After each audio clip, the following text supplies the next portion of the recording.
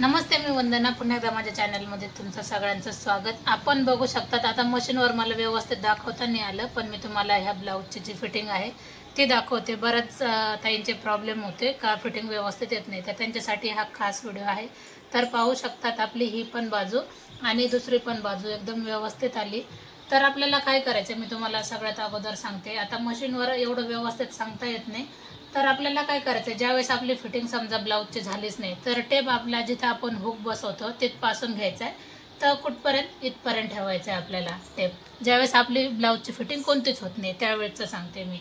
आणि नंतर आपल्याला चौथा भाग करायचा आहे टेप धरून.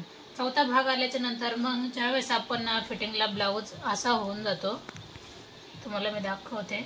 ज्यावेळेस ब्लाऊज असा होतो त्यावेळेला काय करायचं, चौथा भाग 1 येऊ 2 येऊ 3 येऊ जेवढा तुमचा येईल तिथं मग मार्किंग करून घ्यायची. एक पॉईंटला मार्किंग करायची.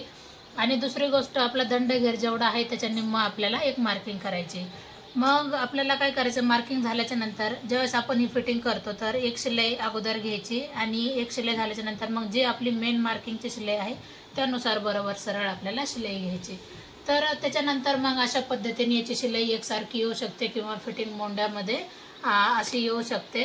तर जो आपण कटिंग व्हिडिओ दाखवलाय स्टिच करताना तो पूर्ण बघा, म्हणजे तुमच्या लक्षात येईल आणि फिटिंग पण तुम्हाला कळून येईल. तर व्हिडिओ आवडला तर नक्कीच लाईक करा, शेअर करा आणि व्हिडिओ कंटिन्यू पहा.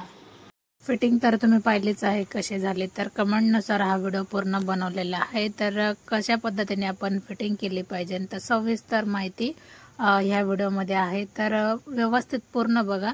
जसं मी तुम्हाला एक साईड केलेली अगोदर दाखवते का ती कशा पद्धतीने व्यवस्थित आली आणि मोंड्यामध्ये कुठेही कमी जास्त झालं नाही किंवा ब्लाऊजची फिनिशिंग. तर खूप सुंदर पद्धतीने हा ब्लाऊज आलेला आहे. आणि एका ताईंची कमेंट होती फिटिंग दाखवा, तर खास त्या ताईंसाठी आता नाव लक्षात राहिलं नाही, कित्येक साऱ्या कमेंट येतात आणि सगळ्या चांगल्या कमेंट येतात आणि कमेंट वाचल्याच्या नंतर भरपूर बरं वाटतं. तर त्या ताईंसाठी हा खास व्हिडिओ आहे. तर बघू शकतात याची आतमधली पण फिटिंग एकदम सरळ आहे, कुठेही तिरकी नाही किंवा शिलाई व्यवस्थित नाही असं काहीच झालं नाही. एकदम एकसारखी शिलाई आहे. आणि तुम्ही ज्यावेळेस सोयीचा ब्लाऊज करता त्यावेळेस अगोदर कडेला एकदम कडेला एक शिलाई मारून घ्यायची.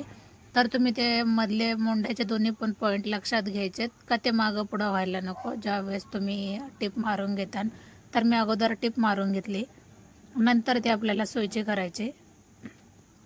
आता सोयीचे केल्याच्या नंतर ते सोयीचे करताना व्यवस्थित करायचे. कधी पण आपल्याला टिप मारताना लक्ष द्यायचे, कुठं पण जरी चून पडली तर ते चून आपल्याला पडू द्यायचे नाही. ज्यावेळेस चून पडते त्यावेळेस आपल्याला कपडा हा आवरून घ्यायचा आहे किंवा मग दाब उचलून ते व्यवस्थित सगळ्या गोष्टी करायच्यात. आता जी फिटिंगचं जे माप आहे आपण तिथं शिलाई न मारता आपण 1 इंचाची आपण अगोदर बाजूला शिलाई घेतली जे आपल्या राईट साईडला असन.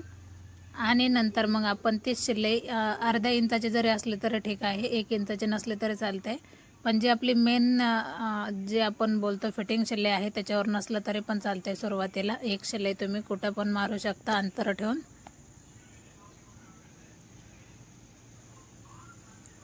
तर रफ करायला विसरू नका. ज्या वेळेला तुम्ही ब्लाऊज फिटिंग करता तर दंडाला पण रफ करा आणि कमरेची फिटिंग करताना तिथं पण रफ करा. तर सेम पद्धत आपल्याला दोन्ही बाजूनी करायची असते. अशी शिलाई मारून घ्यायची असती. आता जो आपला दंडघेर आहे आपण तर अगोदर एक शिलाई मारून घेतली बरोबर. आता जो आपला दंडघेर आलाय, एक तर तुम्ही खडूनी मार्किंग करा, तुमच्या लक्षात येऊन जाईल का कशा पद्धतीने आपल्याला शिलाई मारायची. तर त्यानुसार तुम्ही मार्किंग करा. जे नवीन आहेत आणि जे जुने आहेत त्यांनी डायरेक्ट जरी शिलाई घेतली तरी पण चालते. आता ते कायमचं काम असल्यामुळं मार्किंगची गरज पडत नाही. तर मग मी डायरेक्ट शिलाई मारली आणि रफ करायला कधीच विसरायचं नाही, कारण रफ केल्याने ब्लाऊज उसवत नाही. तर अशा पद्धतीने मी रफ केले. मी 3च शिलाई देत असते ज्यावेळेस ब्लाऊज पूर्ण होतो. 3 ते 4 शिलाई मारायचे असतात आणि जास्त पण काही अर्थ नाही. तर कमी कमी अंतरावर आपण अशा पद्धतीने फिटिंग केली.